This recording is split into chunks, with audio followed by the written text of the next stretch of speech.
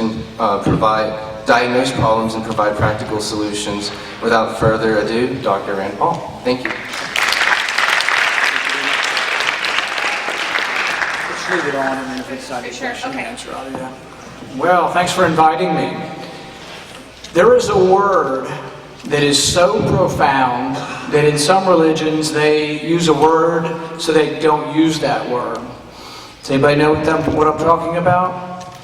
It's the word God. Some religions say another word. But you know, in using that word, the question is, am I saying something illegal?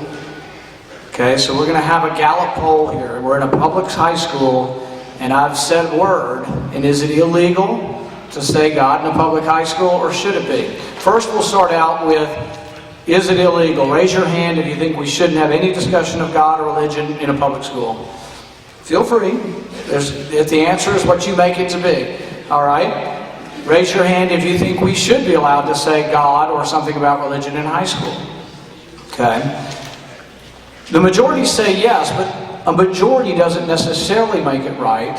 But the majority say yes, and I do agree with that. If you look at our founding and you look at our document, you look at the Declaration of Independence, it's the first thing that was adopted upon adoption of laws in our country. The first law we adopted was the Declaration of Independence. And it says that we hold these truths to be self-evident, that we were created equally under the law and endowed by our Creator with certain unalienable rights. Creator with a capital C.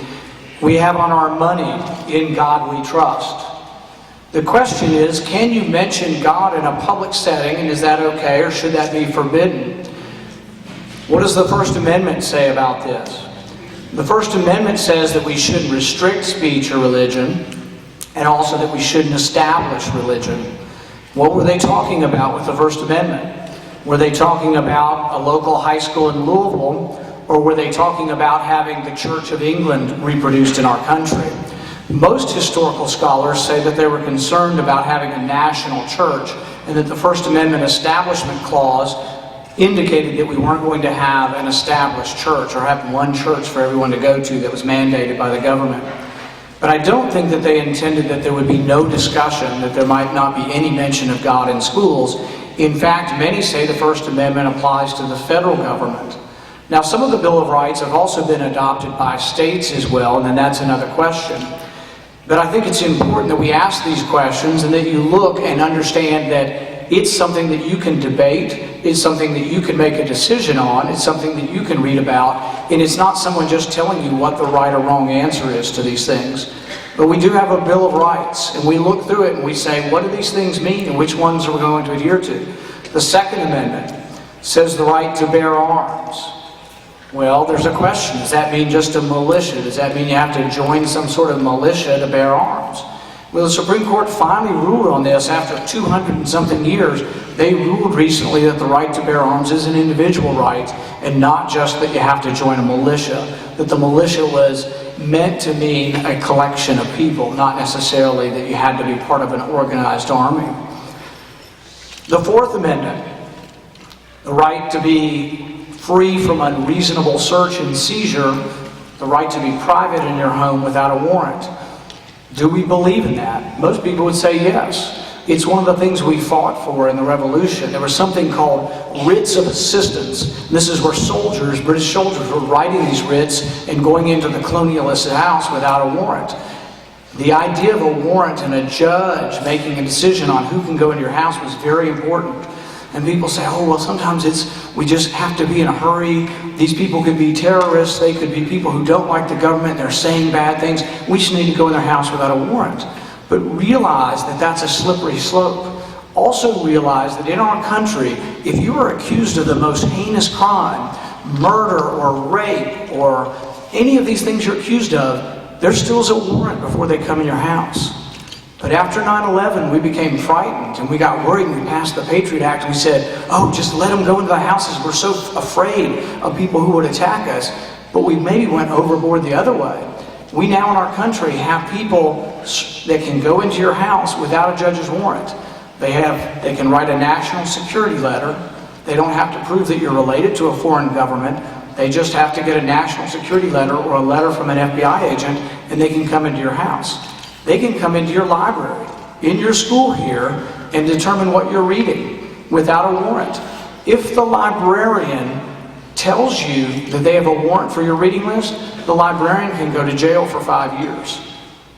It's a felony crime to tell anyone that you've expressed this warrant. The warrants are secret. Warrants, for the most part, even when you're accused of murder, are not supposed to be secret. They present them to even the accused to know that they've been accused of a crime. These are things that are happening and things that are part of the public debate and things that you need to think about as we go through. Originally, we had a constitution that restrained the government and the growth of government. So for many, many years, we ran a balanced budget and we had an efficient and small, limited constitutional government. But things have gotten out of hand. There's a famous Jeffersonian quote, and he says that in questions of power, no longer let it be heard of confidence in man, but bind him from his mischief by the chains of the Constitution. The Constitution was to restrict government from getting too large. Well, there's been a big change since our original days, and a lot of it started in the 1930s with FDR. You've probably read about FDR wanting to stack the Supreme Court. People thought that was a pretty bad idea, and he got that shot down. But he stayed in office so long that eventually by 1937, 1938, FDR had appointed 8 out of 9 justices. So he eventually got his way anyway. Most of FDR's original program, though, was shot down as being unconstitutional. But by 1937, he has enough justices that now everything that was unconstitutional became constitutional. What is the number one justification for all of this new government and all these big government programs? It's the Commerce Clause. The Commerce Clause says that the federal government can regulate activity between states. But it was put into the Constitution, and if you read the Federalist Papers, it was put into the Constitution so we wouldn't have tariffs between the states. It was to prevent the states from erecting barriers to trade that we put the Commerce Clause in, because we wanted open trade among the different states. But it's now been transformed into something that lets the federal government do whatever they want. They asked Nancy Pelosi the other day, how can the federal government be involved in health care? The Constitution never gave you the right to do that. And Nancy Pelosi said, well, I don't know, the Commerce Clause. It's the answer for all big government, is the Commerce Clause. Why should you care whether government is big or small? Because you're going to pay the penalty. You're going to pay the price for it. We are currently running a deficit of $1.75 trillion a year. It's kind of hard to imagine. What's $1 trillion? If I took $1,000 bills and stacked them in my hand, about 4 inches high, I'd have $1 million. If I took $1,000 bills and stacked them in my hand and I wanted to have $1 trillion, it'd be 67 miles high. $1 trillion is a lot of money. We are